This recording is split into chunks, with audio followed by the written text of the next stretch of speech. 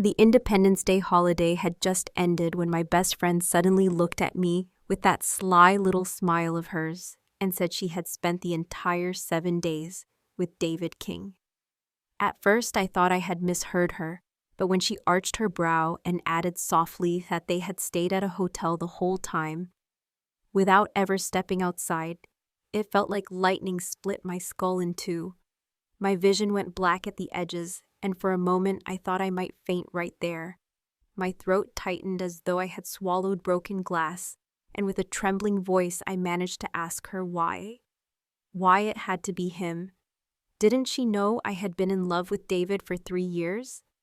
The words came out like a confession and a plea all at once, my voice catching with the kind of pain that makes your chest feel hollow. Samantha only laughed that same sugary laugh she always used when she wanted to mask the cruelty hidden in her heart, and she wrapped her arms around me, as if I were the one who needed comforting.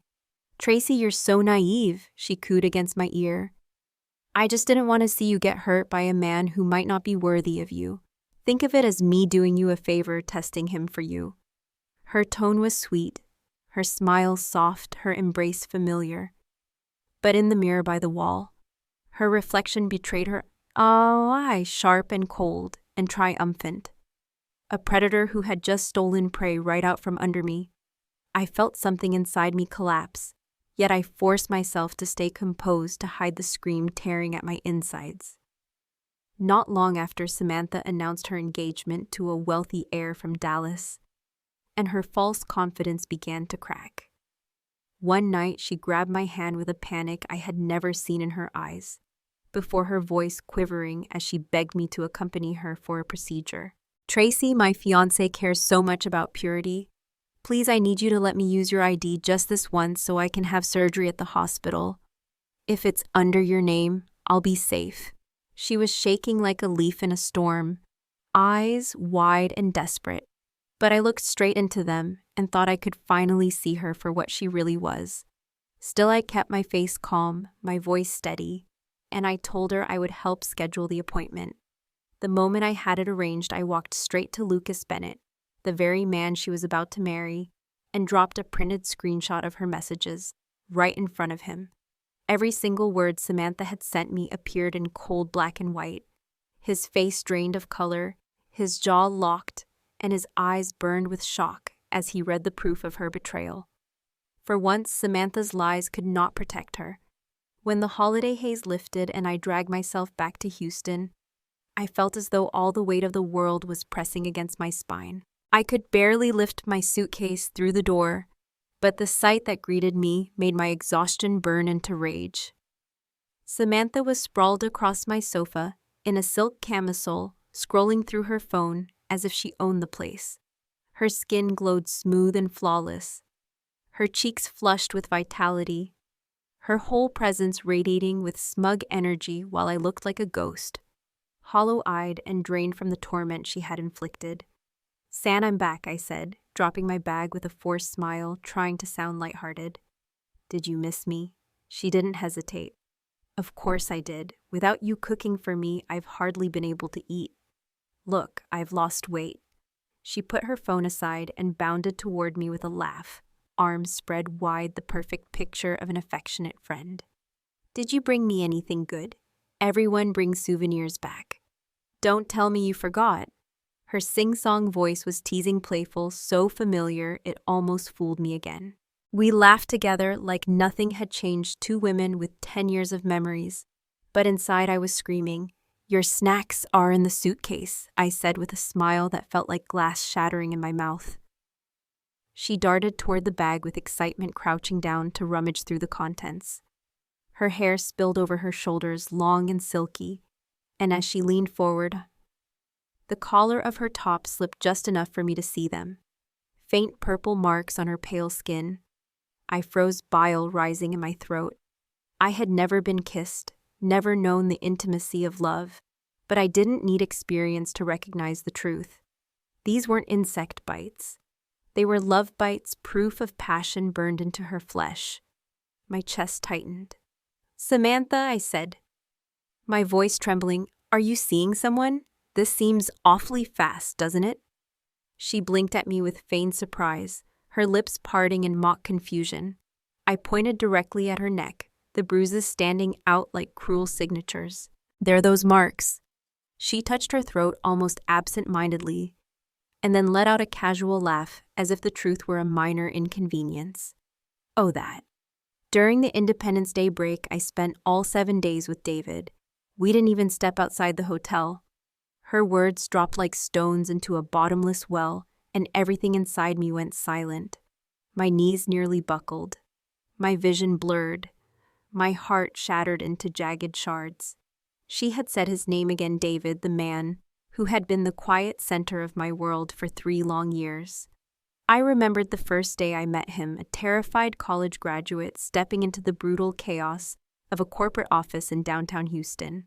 He had been the one to guide me patiently, explaining every process, showing me how to survive in a place that devoured the weak. He was the light that steadied me when I felt like drowning, the mentor who became the man I admired, and admiration slowly blossomed into something deeper, something fragile and fierce. I had loved him in silence, kept that secret locked in my chest, and the only person I had ever trusted enough to tell was Samantha. And now she stood there smiling, marks of his hands and lips decorating her skin, as if it were all a game. It was David King who had guided me step by step, who patiently explained every detail of the job, who showed me how to survive in the harsh corporate world when I was just a lost graduate, fumbling through her first days in Houston. He was not only my mentor, but the quiet light I followed, the anchor that gave me courage when I doubted myself. My gratitude slowly turned into admiration, and from that admiration, a secret love began to grow, tender but relentless, filling the corners of my heart with warmth I could never confess. I watched him from a distance day after day, storing every smile and every kind gesture as if they were treasures only I could recognize, but I never dared to let the words slip from my lips. I was too timid, too afraid of shattering what little closeness we had. All those feelings, every fragile secret I entrusted to Samantha Green, the girl I believed was my truest friend. I had even told her that after the Independence Day break, I would finally gather the courage to tell David how I felt. And yet it was her, the very person who laughed at my taste, who teased me for liking a man she thought beneath her, who mocked my quiet heart, who secretly stole him away. During that entire holiday week, she stayed with him at the Four Seasons, locked away behind hotel doors, while I was left in the dark. The betrayal crushed me so completely that I could barely breathe. Why, of all the men in this world, did it have to be him? Why did she have to choose the one person I had loved silently for years? My voice broke when I confronted her, tears rising my chest, shaking with anger and grief. She looked right at me, calm as ever, as though nothing she had done was wrong. And she opened her arms as if to comfort me. "Tracy, you're too foolish," she murmured in that same honeyed tone. "I only wanted to protect you from someone who might not be good enough." Her words dripped with false concern, and though her expression was soft in the reflection of the mirror on the wall, I saw her eyes gleam with cold arrogance, a predator's satisfaction, the glint of a cat that had already caught its prey. That flash of cruelty made me dizzy, but it was so fleeting I almost doubted myself. I shoved her arms away, disgust curling through me. "So your idea of protecting me was to sleep with him. Do you even hear yourself, Samantha?" I demanded, my voice shaking with revulsion. She twirled a strand of her hair, almost bored, her lips curving with feigned regret. "Exactly. Unfortunately, he failed the test. He isn't worthy of you. Besides, what did you really have with him? You never held his hand, never went on a single date. You couldn't even tell him how you felt. So I didn't steal him from you, did I?" She tilted her head, her smile widening into an innocent mask, each word cutting through me like a blade. "You should let it go, Tracy. Move on and you'll find someone better." Her eyes narrowed as if she were suddenly struck with inspiration. "Actually, why don't you give my cousin Ethan a chance? He's liked you for over a year." Her suggestion was so absurd that I laughed bitterly. Ethan Green, her cousin, a college graduate who had spent 2 years loafing around jobless, and still living off his parents, had once clumsily pursued me until I rejected him outright. And here she was, pretending she had forgotten. "No," I said flatly, my voice cold. "I am not interested in your cousin." My eyes locked onto hers. Unblinking, my voice slow and deliberate. "I just want to know one thing. Do you like David? Do you love him?" She blinked at me with the same feigned innocence, her face composed into the picture of purity. "He's not my boyfriend. Why would I need to love him? It was just fun, Tracy. Just a game." Her words were like a steel rod slammed into my skull, rattling through me until my whole body trembled. My legs gave out beneath me and I nearly fell, the room spinning around me. The man I had cherished for 3 years, the man I had guarded quietly in my heart, had been reduced to nothing more than a toy, a passing distraction for the girl I thought was my sister. That night I lay awake in bed, tossing and turning, my body exhausted, but my eyes wide open, the ache in my chest too sharp to let me rest. Samantha and I had known each other since high school, shared classrooms, laughed through exams, walked the same campus halls in college, even chosen to stay in the same city after graduation so we could face the world together. I once believed our friendship was unbreakable, a bond that could withstand every storm. I imagined us standing by each other's sides for the rest of our lives, sharing every joy and sorrow. But as I stared into the darkness, my pillow wet with endless tears, I realized how wrong I had been. 10 years of friendship had ended not with distance or silence, but with the knife she drove straight into my heart. It felt as though Samantha had driven a knife straight into my chest, the pain rising and crashing like violent waves that kept me awake through the night. My pillow was soaked with tears, each drop falling endlessly as if my body refused to stop grieving. By morning, the darkness beneath my eyes told the story of my sleepless torment. When I walked into the office and sat at my desk, David noticed immediately. His eyes softened with worry as he leaned toward me. "Are you sick?" he asked, his voice low-laced with genuine concern. I couldn't even meet his gaze because the moment I saw his face, all I could think of were the bruises on Samantha's neck, the thought of their days hidden away together in that hotel, and the images branded into my mind that would never fade. My stomach twisted. I lowered my head and muttered, "I'm fine." Then I slipped past him, deliberately widening the space between us. For the rest of the day, I spoke only when I had to, answering his work questions with clipped words, refusing any private conversation, and burying myself in my assignments. If standing near him once made my heart flutter with warmth, now every second felt like torment, like my ribs were caging in a storm. After a week of holiday backlog, the files piled so high I was forced to stay late, working until exhaustion blurred the numbers on the screen. By the time I finally walked out of the building, the sky was dark and the rain had left the streets glistening. I waited under the lobby awning for my ride when a car I knew too well pulled up in front of me. My heart skipped, my pulse racing. The window rolled down, and there he was, David King, his smile warm, his tone gentle. "Tracy, it's late. Let me drive you home." His offer should have felt kind, but it twisted inside me like poison. I stepped back quickly, clutching my phone as though it were a shield. "No, I already called for a car," I said, forcing my eyes down to the screen to avoid his gaze. I didn't want his kindness. I didn't want his explanations. I wanted distance. But David was relentless. He opened his door, stepped out into the damp night, and walked toward me with determined strides. His hand wrapped firmly around my arm, his voice pleading. "Tracy, you've avoided me all day. Tell me what I did wrong. Please just tell me." His grip was strong, his eyes desperate, but I forced myself to look directly into them. My tone like ice. "Mr. King addressed me as Ms. Miller from now on. And take your hand off me." I glanced down at his fingers still clamped around my arm, then lifted my gaze again, unflinching. His brows furrowed, pain flashing across his face. "Why are you shutting me out like this?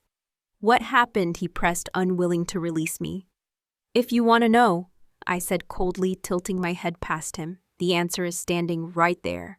His eyes followed mine to the glow of the streetlight, where Samantha stood watching us, her presence unmistakable. David's expression faltered, his jaw tightening with unease. Just then, the headlights of another car flashed as it pulled to the curb. My ride had arrived, its hazard lights blinking. I seized the moment and yanked my arm free, my words sharp as glass. "Mr. King, you already have a girlfriend, so please keep your distance from your female employees." I strode past him, refusing to let my voice break, refusing to let my tears show. He called after me, his voice rising with urgency. "Tracy, you've misunderstood. She's not my girlfriend." I didn't turn back. I pulled open the door, slid into the back seat, and slammed it shut, cutting off his voice, his excuses, and the ache in my chest. The car glided forward, leaving him and Samantha in the rain-soaked night, swallowed by the distance behind me. It didn't matter whether he and Samantha had defined their relationship. I knew enough. They had shared a bed. That alone was betrayal enough to end whatever fragile dream I had harbored. No matter how much I liked him, I knew I had to draw a line, bury my feelings, and remind myself of my place as nothing more than a colleague. Later that night, the apartment was strangely quiet. Samantha hadn't come home. I told myself I didn't care, but near midnight, my phone buzzed with a new message. When I opened it, my chest hollowed out. She had sent me a photo. In the corner of the frame, I could clearly see David lying asleep, his face relaxed, utterly unaware. I stared at the image far too long, my emotions tangled beyond recognition. Finally, I typed back a single question mark. Then after a pause, I added, "Nice picture. But don't send me things like this again unless you want me to block you." Seconds later, her reply appeared with her usual false cheer. "No need to be so cold, bestie. I'm just doing you a favor, helping you face reality. The more you look, the more immune you'll become." Her words clawed at me, her twisted version of kindness burning like acid. I didn't respond. I couldn't. The silence was the only weapon I had left. Her message lingered in my mind, the kind that clawed at you long after the screen went dark. "I'm helping you let go of your illusions," Samantha had written, claiming that the more I looked at their photos, the more immune I would become. She said it with the same breezy affection she had always used with me, as if betrayal could be sugar-coated into kindness. I didn't answer. I couldn't. From that day forward, she made no effort to hide. She began showing up outside the building where I worked, her presence as casual as if she had every right to stand there.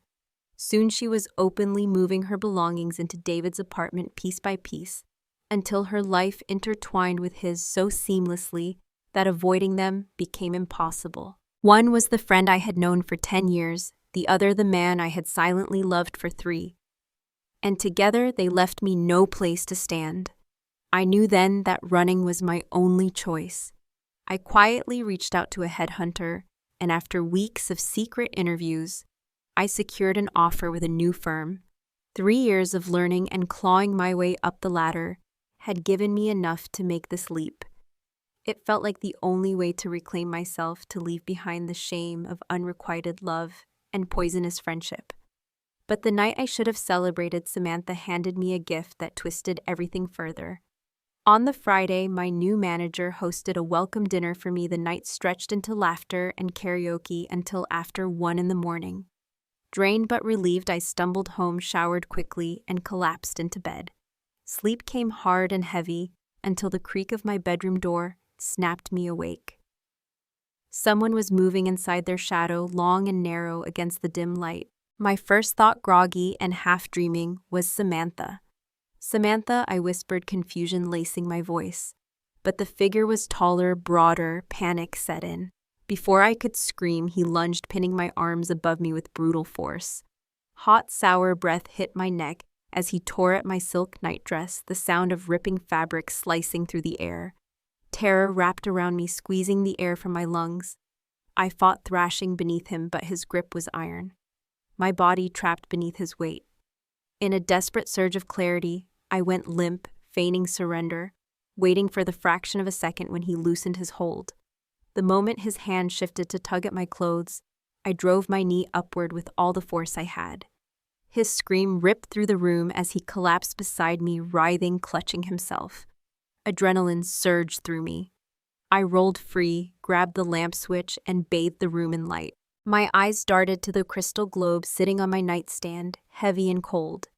I seized it and swung again and again, the sound of impact cracking against bone filling the room. He howled, tried to shield his head, but I didn't stop. Blood spattered across my arms, warm and sticky, the sight of it making me tremble, even as I lifted the globe again. Fear no longer allowed me mercy. This was survival. "Stop, Tracy, stop. It's me, it's Ethan." He finally cried out, his voice quivering with terror. My arm froze midair, my breath ragged. The name hit me like ice water. Ethan Green, Samantha's cousin. My hands shook as I flicked on the overhead light and stared at the crumpled figure in the corner. His face was bloodied, streaked with tears and mucus. His entire body trembling like a cornered animal. "Yes, it's me," he whimpered, rocking forward. "Don't hit me anymore." I stared, chest heaving, but all I could see was the violent glint in his eyes from moments earlier when he had pinned me down. My gaze caught on something metallic glinting on the floor. From his jacket pocket had slipped a small folding knife, the blade shining under the light. The blade gleamed under the lamp, sharp and cold, catching the light in a way that froze my breath. It wasn't just a kitchen knife, it was a folding fruit knife, compact but lethal, and the glint off its edge made it impossible to look away. My pulse roared in my ears as I kicked it across the floor, sending it skittering under the dresser. My voice cut through the room like ice. "Explain yourself. Why are you here? Who gave you the right to come into my home?" I stepped closer, gripping the cracked crystal globe so tightly my knuckles turned white, ready to strike again if he so much as twitched. With my free hand, I pulled open the nightstand drawer and grabbed the heavy massage gun I sometimes used for sore muscles. Solid 2 or 3 pounds of pure weight in my hand, it felt far sturdier than the crystal globe, and I raised it as if it were a weapon forged for this exact moment. Ethan's eyes darted to it, his body trembling. His gaze flickered between hatred and terror, as if both emotions fought for dominance. I lost my lease," he stammered, voice shaking but laced with indignation. "I didn't have anywhere to stay. My cousin said I could crash here for a night. I just came into the wrong room, that's all." He said it as if it were the most natural thing in the world, as though breaking into my bedroom in the middle of the night with a knife in his pocket was some forgivable mistake. His tone even carried a thread of defiance. "God damn it," he spat, his voice rising in a pathetic attempt at bravado. "You're a woman. How can you be so vicious? You trying to kill me?" He lifted his chin, fury trembling beneath the fear in his eyes. A bitter laugh escaped my lips as my eyes bore into him flat and merciless. "That's your excuse? You just wandered in by accident with a knife in your pocket. Do you think I'm that stupid?" My voice dropped lower, colder. "If you won't tell me the truth, fine. I'll break it out of you." Before he could react, I swung the massage gun down hard on his leg. The crack echoed through the room. He screamed, collapsing onto the floor, clutching his thigh as tears streamed down his face. "Ah, stop, you're breaking my leg," he howled, rolling in agony, yet still trying to bark threats through his sobs. "Tracy Miller, do you know hitting someone is a crime? You think you can kill me, you'd get life in prison." I pressed my lips into a thin line, my voice steady and glacial. "Relax. Excessive self-defense is 7 years at most. I'd lose 7 years of freedom." I lifted the gun again, my eyes narrowing as I loomed over him. "But you'd lose your life." Each word came out deliberate, like the edge of a blade slicing into his ears. And with that, I brought the massage gun down again, striking with all my strength. The sharp snap of bone breaking cracked through the silence, followed by his piercing scream. "Oh God, my leg, it's broken, it's broken." His sobs turned to incoherent wails as his body convulsed with pain. Finally, his defiance crumbled. All right, I'll talk. I'll tell you everything." His swollen, bloodied face was soaked with tears, his words tumbling out between gasps. "Just don't hit me again, please." I didn't lower the weapon. My voice was calm, terrifyingly calm. "You have 1 minute. Make it clear or the police will hear it from you instead." With that, I grabbed my phone from the nightstand, flicked on the recorder, and hovered my finger over 911. My hand poised above the dial, deliberate and steady. Ethan's eyes locked on my finger, his Adam's apple bobbing as he swallowed hard, sweat pouring down his face. "Don't call the cops," he begged, his voice breaking. I'll talk right now." His words spilled out in a frantic rush, as if he knew every second of hesitation was another strike waiting to fall. "It was my cousin. Samantha told me to do it. She gave me $10,000, told me to scare you. She gave me the key. She said she just got dumped, said she was desperate, and that you'd be drunk and passed out tonight after some party. She told me not to worry, that all I had to do was rough you up a little. She said if you resisted, I should flash the knife to keep you quiet. And if you still fought back, I should remind you that your parents are counting on your marriage, that they'd force you to give in eventually. She said once you were mine, you'd have no choice but to listen, that every dime you earned from then on would be mine to spend." Each word hit me like a blade, twisting deeper into my chest. His voice shook with fear, but every sentence seared into me sharper than the knife he had carried. The room spun, my hands trembled. It felt as if someone had carved open my chest and let winter itself rush through, freezing every part of me from the inside out. I stared at him without blinking, my chest heaving, my entire body trembling with rage. Proof, he stuttered, pointing toward his phone. "It's all there, text with my cousin, the transfers. If you don't believe me, check for yourself." My eyes flicked to the phone, the glowing screen reflecting off the cold sweat dripping down his face. And in that instant, it felt like the blood in my body turned to ice. My stomach dropped, my lungs seized. There was only one name echoing in my mind. One truth clawing its way through my heart. "Samantha Green, you are a monster." The shock rippled through me, hollowing me out, leaving behind nothing but a cavern where my heart had been. My family, my past, my weaknesses, all the scars I had ever confided to her. Every single piece of me had been twisted into a weapon she now used against me. It was unbearable.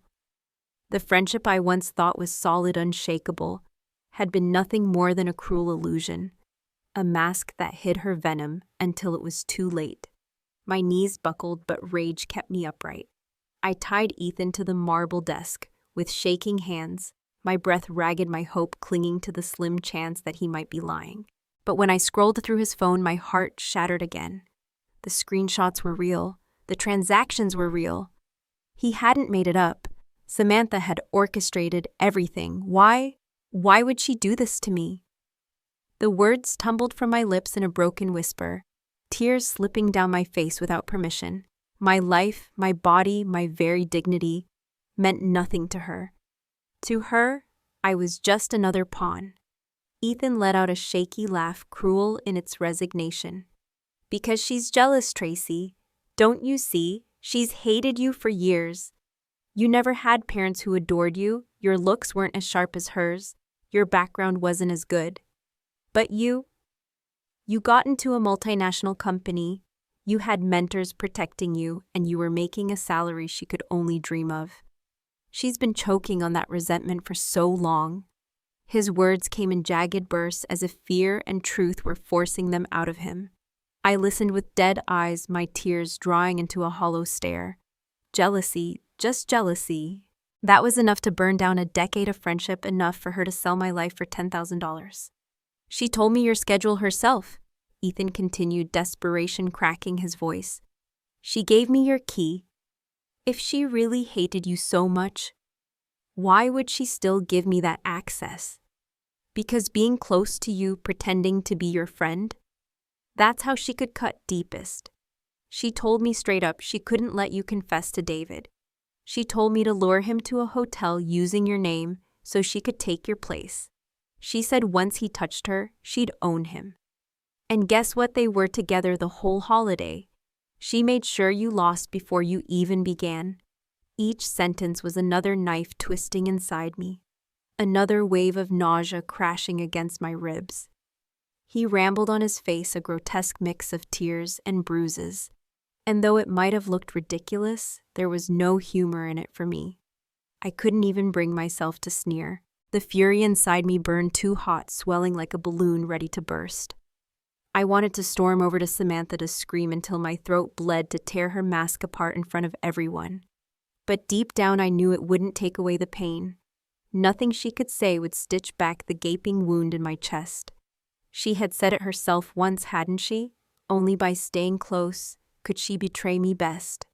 My focus snapped back to Ethan, his words still slithering in the air between us. Something inside me shifted. My grief hardened into something darker. Cold, steady, deliberate. I was no longer just a victim. I was planning, plotting. I would make Samantha pay, and no one would see it coming. I told you everything, Tracy. Please, Ethan whimpered, curling against the desk like a beaten dog. Don't hit me anymore. His voice cracked with terror, but I could feel his eyes on me, watching my face twist with rage. He must have seen the dangerous gleam that entered my eyes, because he flinched as if expecting another blow. Instead, I grabbed his trembling hand and raked his fingernails down my shoulder, leaving angry red welts across my skin. His gasp of confusion was drowned out by the sound of my phone clicking. I took picture after picture of my injuries, documenting the wounds as if they had been inflicted by him. Then I scrolled through his phone, capturing screenshots of every damning message, every bank transfer, every piece of evidence tying Samantha to this plot. I transferred them to my own phone before wiping the originals, ensuring only I held the truth. He watched me in stunned silence as I stripped the bloody sheets from the bed, bundled them together, then shoved the soiled rags into his mouth until he gagged on his own spit. I packed the shattered crystal globe, the knife, the ruined sheets, and his torn clothes into a vacuum-sealed bag, sealing his DNA inside. My movements were cold and mechanical, my mind frighteningly clear. When I looked at him again, he recoiled. His eyes widened at the smile on my lips, a smile carved from ice. These are evidence, Ethan. Evidence that you tried to violate me. Evidence that will destroy you if I hand them over to the police.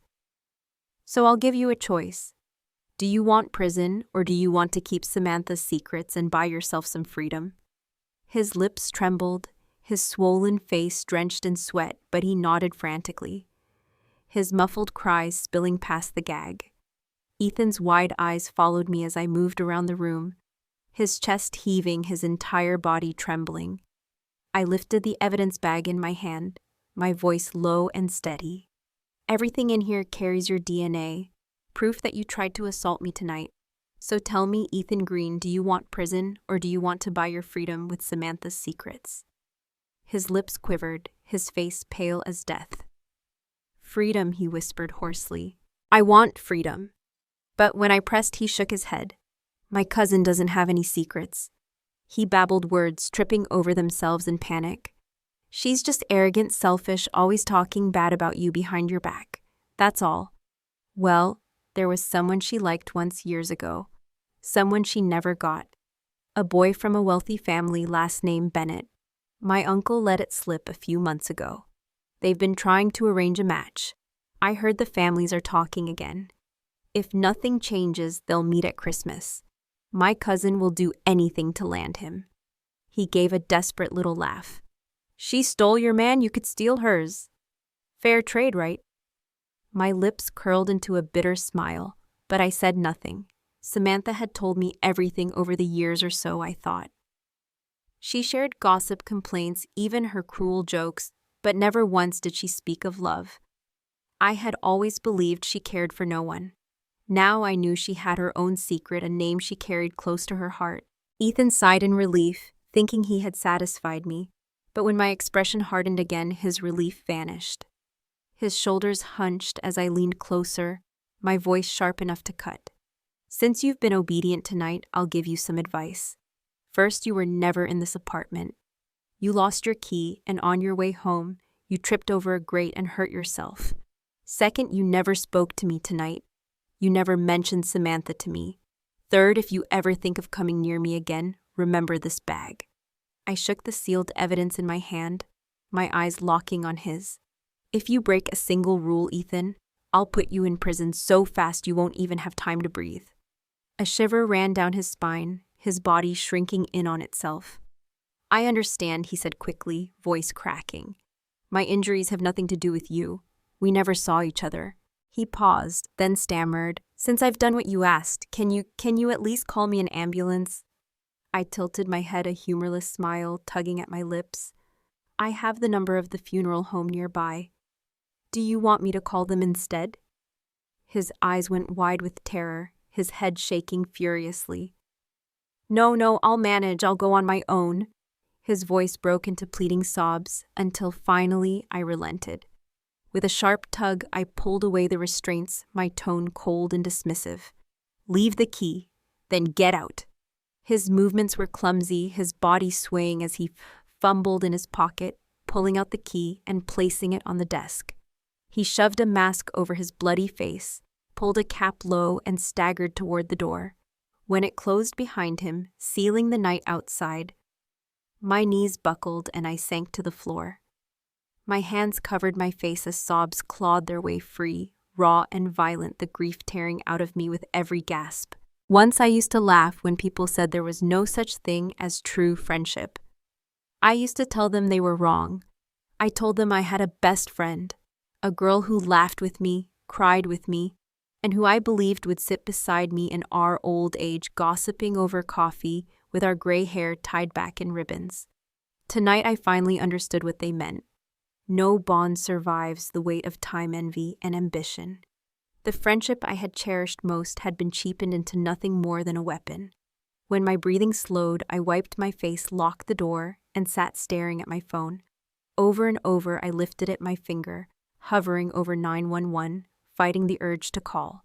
But in the end, I lowered it again. Ethan was a fool, pathetic, and weak a pawn in Samantha's hands.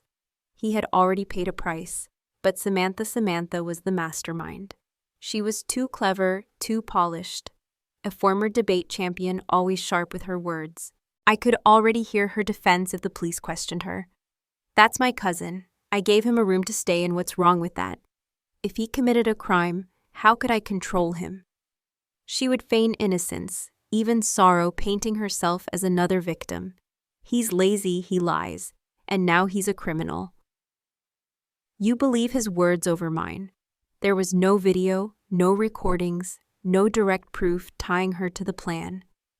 Every transaction was vague, every instruction hidden between lines, just enough to guide him without ever committing herself.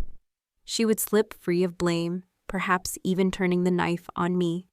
No, I would need stronger evidence, proof so undeniable that Samantha Green could never escape. Proof that would tear the mask from her face and leave her exposed before the world. The man she secretly longed for would be my perfect entry point, I thought bitterly, my chest still raw from what I had endured. I went to the hospital the next morning under the pretense of filing for a domestic assault report, requesting a full examination so the doctors would collect DNA samples. Evidence mattered more than pride now. Back home, I stripped the bed, scrubbed the floor from the bedroom to the living room, and replaced every sheet and blanket until the apartment looked untouched. After a long shower, I collapsed into bed, forcing myself to rest, though my body shivered with exhaustion. Once again, because of her, I was left broken and scarred. It wasn't worth it yet. My dreams betrayed me. Nightmares of being chased, strangled, suffocated. When I woke, it was already past 10 in the morning. I sat up groggily, only to see Samantha standing in my doorway, her hand still resting on the knob, her eyes sweeping over me like she was studying prey. We stared at each other in silence until I broke it with a yawn, feigning laziness. "You're back, Sam." My words were casual, but my fists clenched under the blanket, holding back the urge to launch at her and tear her apart. She tilted her head, her smile sly. "It's past 10. You sleep heavy, Tracy. What did you sneak someone in last night?" Her teasing tone stabbed at me, but I kept my expression calm. I wish I said with a weak smile, waving her off. But unfortunately, there's no one. She smirked, her eyes glinting. "Really? Should I check your room? Maybe you've got someone hiding in there?" She winked at me, and I forced a laugh as I walked past her toward the bathroom. The room had been scrubbed spotless. Nothing remained of Ethan's intrusion, nothing but the faint crack in the crystal globe by my bed. By the time I washed my face and returned, Samantha was scrolling through her phone, her brows drawn together in suspicion. Maybe Ethan had already bothered her somehow. "I'll make breakfast," I said lightly, opening the fridge. "You want some?" She looked up, then smiled as though everything was normal. "Sure, thanks." We ate together like we had 100 mornings before the conversation, easy, casual, as though no walls stood between us. Gradually, her shoulders relaxed. Her laughter returned. It seemed Ethan hadn't betrayed me after all. Relief seeped into me, cautious but real. After breakfast, I pulled out a gift bag and handed it to her. Inside was the designer bag from the G brand. She adored the limited edition she had once drooled over. "Oh my God, Tracy," she squealed, throwing her arms around me. Her face lit with joy. "Why would you buy me something this expensive?" I stiffened at her touch but forced a smile. My voice playful. "I got a promotion and a raise. I was happy and thought I'd share it with you. Open it, see if you like it." Her eyes sparkled as she admired it, but I caught the flicker of resentment, sharp and fleeting, that crossed her gaze. Just as Ethan had said, she hated me no matter how sweetly she smiled. The money I had spent was worth the truth. I sipped my coffee, my tone gentle but steady. "Sam, there's something I've been meaning to tell you. These past months you've been busy with your relationship and I felt a little lonely. I get it, we all move on. You've got your circle and I should build mine too. A coworker of mine has an extra room and I've decided to move in with her. If you want to stay here, I can recommend you directly to the landlord." Loneliness was a lie. So was the roommate. The truth was simpler. Once trust is destroyed, it can never be rebuilt. Sitting across from her, I felt nothing but dread and the lingering shadow of betrayal. I couldn't keep living under the same roof with a woman who had gutted me from the inside. For years, I had covered her bills, carried her expenses, excused her laziness. I had thought I was helping a struggling friend, but in the end, I had been feeding a wolf who now bared its teeth. Whether she was broke or flush with cash, I no longer cared. I was done sustaining her, but I knew I had to keep things cordial with her, at least on the surface. Pretending at friendship was the only way I could get close enough, bide my time, and wait for the perfect moment to rip her illusions apart. When she least expected it, I would drag her into the abyss she had carved for me. "Tracy, are you really saying you don't need me anymore?" Samantha asked, her fingers clutching my hand. Her face twisted into an expression of wounded innocence. Inside, I laughed bitterly, but outwardly my expression stayed soft. "How could I ever not need you? We've been friends for 10 years. That's not something you just throw away. But you know my background isn't like yours. I don't have wealth or parents who protect me. I've had to push myself, plan for my own future. And this apartment, it's too far from my new office. Driving takes 3 hours in traffic and the subway crushes the life out of me. Sam, you're so thoughtful. Surely you wouldn't want me to suffer like that, right?" I smiled sweetly, feeding her poison sugar-coated. When she opened her mouth to object, I cut her off gently. "Besides, I don't make the kind of money it takes to buy pretty bags and jewelry for you, my dear Samantha." My fingers tapped the limited edition purse on the table, as though the words were laced with sincerity. She stroked the leather, hesitating, torn between suspicion and greed. In the end, she nodded and agreed to let me move. Watching her sulk as she packed her things, my lips curved in a cold smile. They say revenge can wait 10 years, but I had no patience for that. I wanted her to pay while she was still alive, to choke on it. I found a new place quickly, even a new roommate. When she asked me for the spare key, I refused with a polite excuse. She kept inviting me out to dinner, and while I declined most of the time with the excuse of work, I made sure to accept occasionally enough to keep her guard down. Soon Lunar New Year was approaching, and she left early to spend it with her family. Ethan had recovered from his injuries, and because I had spared him from prison, reported back to me in whispers about Samantha's new romance. Once I had confirmation, I decided it was time for my next move. I leaned in close to him, once my tone deceptively light. Ethan, your eagerness to keep me updated, are you reminding me of something? He flinched at the veiled warning and promptly disappeared, wise enough to know not to test me further. With Samantha gone, I requested time off, drove out to the city where her match lived and transformed myself. A wig, heavy makeup, and clothes no one would recognize. For 3 days, I shadowed the man she had set her eyes on, gathering details of his life, his name, his habits, his family. His name was Lucas Bennett, only son of a pharmaceutical magnate. From the moment I saw him, I understood why Samantha's obsession burned so brightly. He was striking, effortlessly magnetic, his features sharp and symmetrical, his frame tall and commanding. In a gym tank top, he looked like pure strength, lean muscle etched under his skin, a man who seemed made for dominance. In tailored suits, he looked every inch the refined, executive, elegant, and polished, the kind of man who drew stares without ever trying. People turned their heads when he passed, women whispered. He was the kind of man who carried both power and allure in equal measure. And Samantha was captivated. Ethan hadn't lied. The way she gazed at Lucas, unable to restrain her excitement in his presence, reminded me painfully of the way I had once looked at David. Her expression was naked longing, the same helpless hunger I used to feel. Watching her now only fueled my determination. At first, I thought if Lucas was not the kind of man I could handle, I could simply let her marry him, watch them devour each other, and add fire from the shadows. But the more I observed, the more I realized Lucas was nothing like the men she was used to manipulating. He was kind, respectful, with a temperament that was calm and steady. His character was too strong to be bent easily, too genuine to be twisted by her games. And yet, despite everything, Lucas truly seemed to be falling for her. Samantha wasn't without appeal. She was beautiful, polished, and knew exactly how to present herself. Plenty of men desired her. But marriage is not won on looks alone. Character matters. And Samantha's was rotten to the core. If Samantha Green could betray me out of jealousy, steal the man I cherished, and even plot to destroy my reputation, then she was not fit to be anyone's wife. She did not deserve Lucas Bennett. People say it's a sin to break a marriage, but this marriage was one I vowed to shatter. I would make her taste the very pain she forced me to swallow, make her choke on regret, until it consumed her.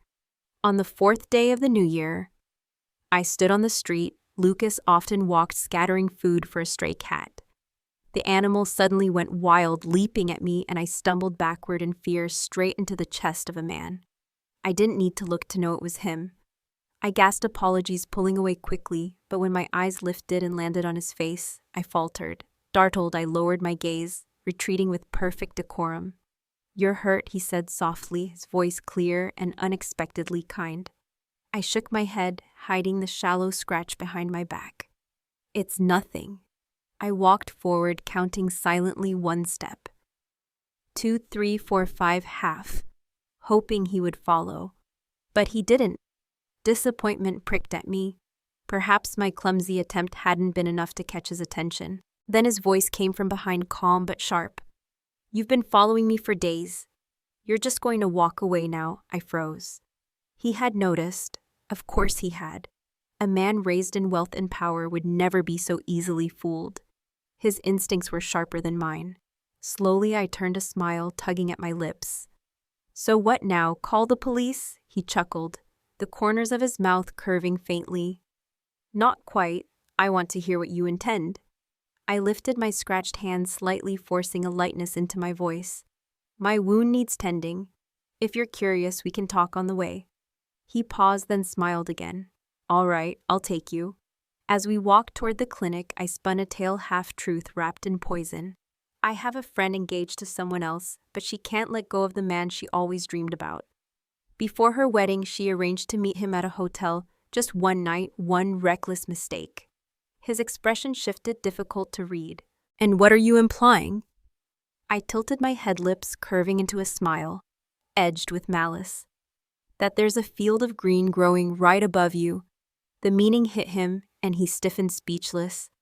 That day, he not only saw to my injury, but even paid for my treatment. I reached for my phone intending to transfer him the money, but he offered me his QR code instead. "I know you'll need this," he said. One hand tucked casually into his pocket. I scanned it, adding him to my contacts. Modern society no longer clings to outdated notions of purity. What I wanted was not to shame Samantha with a past she couldn't erase, but to plant a seed of doubt in Lucas's heart, to make him wonder if Samantha Green was truly loyal. I knew her too well. If suspicion stirred, she would unravel herself. I returned to Houston with a lighter mood, a sense of anticipation thrumming through me. But as I entered my building, I saw him, David King.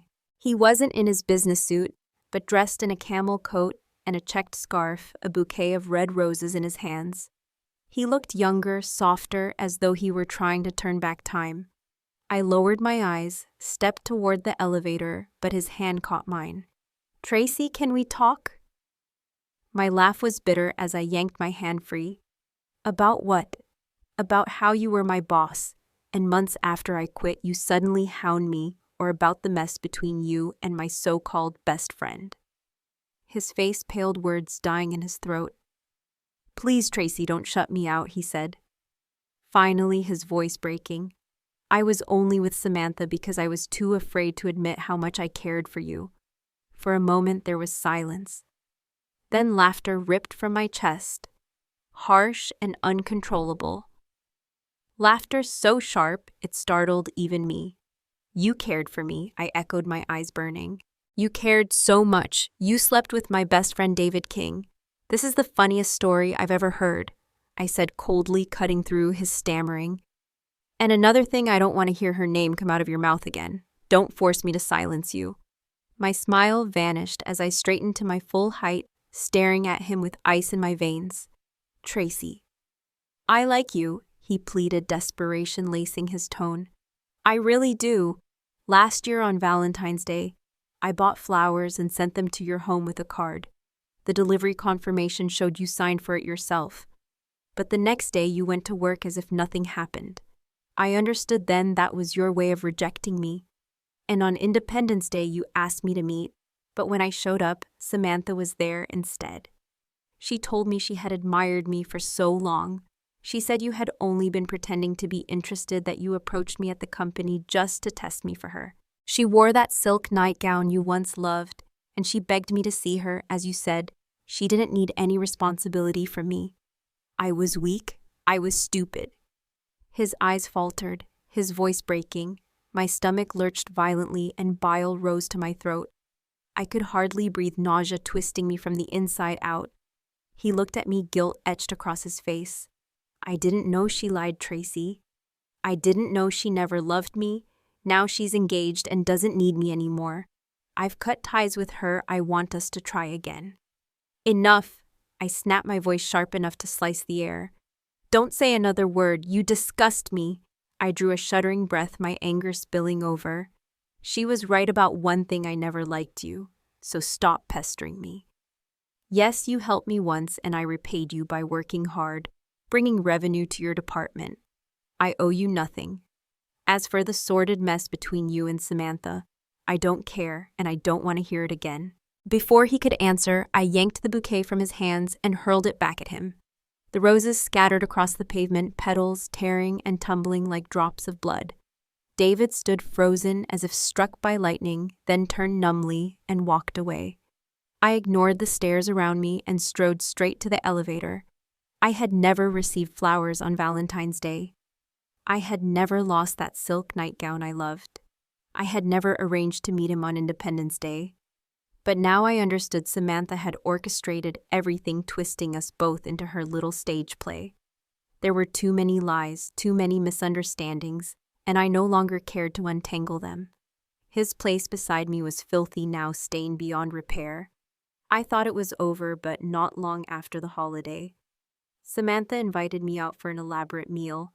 She rarely did such things, which instantly put me on guard. Her eyes darted nervously as she finally spoke. "Tracy, I need a favor. We're best friends, right? Will you come with me to have a minor procedure done?" She bit her lip, feigning embarrassment. Alarm jolted through me. Sam, what's wrong? Are you sick? Is it serious? My appetite vanished and I gripped her hand tightly. Concern etched across my face. She shook her head quickly. No, just a small gynecological procedure. You know I'm talking about marriage now, but his family is conservative, very strict about purity. And you know I'm not. If he ever found out, everything would fall apart. Tracy, please, I can't let him know. Will you go with me? Use your name so it looks safe for me. Her voice broke into false sobs as she clutched me tighter. Inside, my blood boiled, but my face softened into a gentle smile, the perfect mask. Of course, don't worry, I'll help. Tell me the hospital, I'll make the arrangements under my name. All you'll need to do is show up.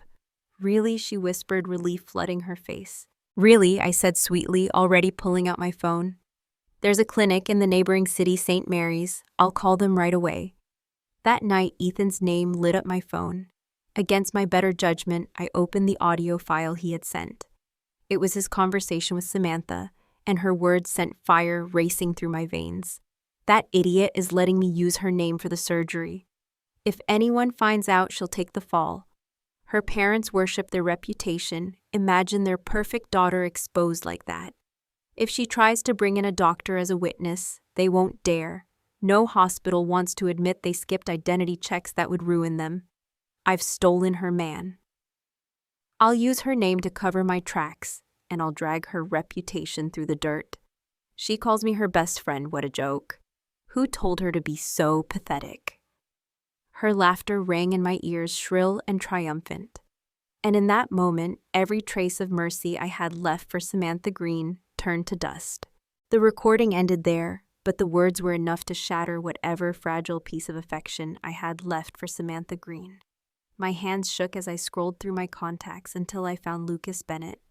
I sent him a screenshot of the chat between Samantha and David King, her flaunting photos of them together, before she and David moved in with each other. To make sure he understood, I attached Ethan's recording as well. His reply came minutes later, just 3 dots. Then another message. This isn't the story, she told me. Does it matter, I wrote back. I just thought you should know the kind of woman you're about to marry. Again, only silence, a row of dots. On the day of the surgery, Samantha waved at me cheerfully outside the operating room. Thank you, Tracy. I'll never forget what you're doing for me. I smiled sweetly.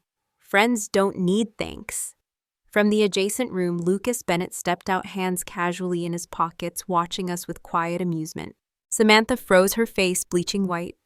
She clutched my arm so tightly, I thought she might collapse. Lucas, why are you here visiting a friend? He said. Smoothly. Then let his gaze drift to the surgical sign on the wall. His eyes flicked over both of us. And you? Samantha recovered quickly, tugging me forward like a shield. Just here with Tracy. She's the one having the procedure. Her voice was steady, but her nails dug into my skin. Tracy Miller, the nurse called again. I stepped forward without hesitation, feeling both their eyes on me as I entered the operating room. 3 minutes later, the female doctor frowned at my chart, then at me. Miss Miller, this is nonsense. You've never been sexually active. What are you even doing here? This procedure is a waste of time. Hospitals aren't toys. Go back outside and process your refund. I glanced at the doctor with a sheepish smile, lowering my voice just enough. Actually, it isn't for me. My friend is the one who wanted it, but she was too embarrassed. Her fiancé is here too, you see, so she asked me to lend her my ID. I only came to accompany her. The doctor's face hardened instantly. Borrowing someone else's ID for surgery. That's illegal. Both lending and using it are violations of hospital policy and state law. If anything goes wrong, who takes responsibility? If your friend wants the procedure, she can register under her own name. Don't let her drag you into this mess. She shook her head, dismissing me with clear disapproval. I bowed my head respectfully. I understand, doctor. Thank you. I'll pass the message along. When I stepped out again, Samantha's face was ashen. I turned to her, smiling just enough to twist the knife. Sam, you heard her. Borrowing someone's ID for surgery is a crime. If you'd just gone in under your own name, it would already be over. You wasted your chance, not me. Don't blame me for that. Lucas was standing nearby, his arms folded, eyes glittering with sharp interest, as if he'd just witnessed the curtain pulled back on a play. The tension snapped in the air around us. Samantha's composure broke. "Tracy Miller, you came here with me. You know I was the one supposed to have the surgery. How dare you lie like that?" Her voice rose frantic, defensive, but it only drew more attention. Curious patients and visitors turned their heads, whispering, pointing. Samantha's voice cracked as she blurted out what she had been so desperate to hide. "It's just a minor gynecological procedure, all right. My fiancé's family is conservative. They care about purity. I can't let him find out I'm not a virgin anymore. That's why I needed this." The hallway went silent before the murmur spread. Faces turned, eyes widened, whispers cutting like knives. People gasped, muttering under their breath. Samantha's cheeks burned crimson as strangers stared, and still she raged, glaring at me with wild fury. "Tracy Miller, you didn't just lie. You even faked recordings to destroy me. I hate you." Samantha shrieked as she lunged at me, her hand raised to slap. It was the moment I had been waiting for. The moment she let her fury strip away her mask. The moment she lost control. "Hey, this is a hospital. Fighting is prohibited." Lucas Bennett's hand shot out, catching Samantha's wrist before it could strike my face. Her eyes went wide with disbelief. "Lucas, you're my fiancé? How could you take her side, a stranger's side, over mine?" Lucas gave a casual shrug, his tone maddeningly calm. "Yes, I'm your fiancé, but I'm also here because she invited me to see the show." The words hit her like a thunderclap. Samantha's face drained of color, her jaw slack. The crowd rippled with whispers, gossip spilling through the hall like wildfire. "Wait, how do you two even know each other?" someone muttered. "Have they been seeing each other in secret all along, Tracy?" Samantha turned on me, her voice cracking. "Why would you seduce my fiancé? We're about to be married. Weren't we supposed to be best friends? Why would you do this to me just because the man you liked once chose me?" Her eyes shimmered with crocodile tears, her voice almost breaking. I lifted my chin, my voice slicing through her pretense. "You're right, I never dated David King. So no, you didn't steal him from me. What I can't forgive is how you ordered your cousin Ethan to assault me, how you tried to use my identity for your surgery, how you schemed to destroy me. I called your fiancé here so he could see for himself the kind of woman he's about to marry." The crowd leaned in, eager for the spectacle. Even doctors and nurses, who should have dispersed us instead, lingered at the edges, their eyes sharp with curiosity. No, that's impossible," Samantha stammered, shaking. "Ethan said he never even made it inside your apartment. How could you know about my plan with him?" "I only told him, no one else. He must have betrayed me." "Who says he never entered?" I shot back. "He did exactly what you told him to. But he wasn't strong enough, and when he realized he'd rot in prison, he spilled everything." Gasps echoed through the hall. Samantha clutched her head, trembling. "It's all lies. I treated him so well. How could he betray me? That useless fool, he deserves to die alone." Her eyes locked on mine, seething with hate. "And you, Tracy, you knew this all along. You pretended to be my friend to listen to my secrets, just to stab me in the back." I smiled, then slow and sharp as broken glass. "And what of you? Didn't you once say that staying close to me gave you the best chance to twist the knife? Why shouldn't I use your own method against you, you vile woman?" She screamed, her face blotched with rage. "I hate you, Tracy Miller. First Ethan, now. Lucas, why do they all take your side? Why are you always the lucky one?" Her voice was drowned out by the shuffle of heavy shoes. Two uniformed officers pushed through the crowd, summoned by Lucas's discreet call moments earlier. The sight of them drained the last of Samantha's defiance. Her knees buckled and she collapsed to the floor. Still, she thrashed, her voice ragged. "It wasn't me, it was Ethan. He's the one who touched her. I only told him to scare her. Why arrest me and not him?" "Tracy, you're pathetic. You'll die alone, 25 and unloved." The officer seized her arms, but I stood firm. My phone raised, still recording. "Samantha Green, you didn't just suggest it. You paid him. You planned it. That makes you the mastermind. You exploited my ignorance of the law, tried to use my name for surgery to cover your shame. You are the architect of it all. My voice was calm, steady, and merciless as I listed her crimes one by one. Her eyes, once blazing with hatred, dulled to gray, the light flickering out as the truth crushed her. For the first time, Samantha Green looked small, broken, and utterly defeated. Lucas, Bennett, and I were also escorted to the police station to give statements. Though I was the victim, the officers reminded me sternly that agreeing to let Samantha use my identity for a surgical procedure was still a violation of the law.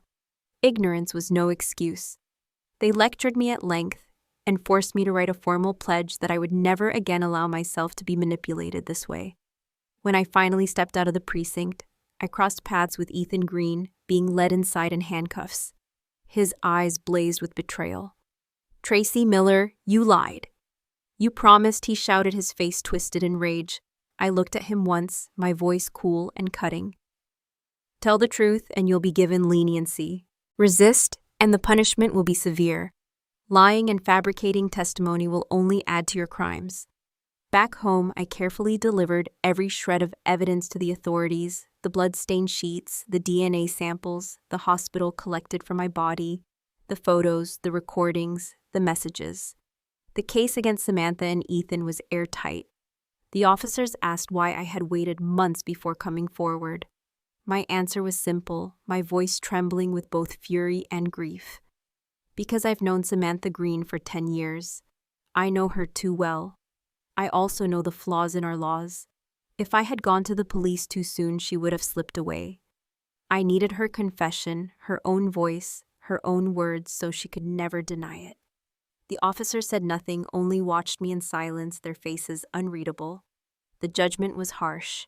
Samantha Green was convicted of solicitation and conspiracy to commit assault, sentenced to 10 years in prison. On top of that, she was fined and sentenced to additional time for medical fraud, using another person's identity to attempt a procedure.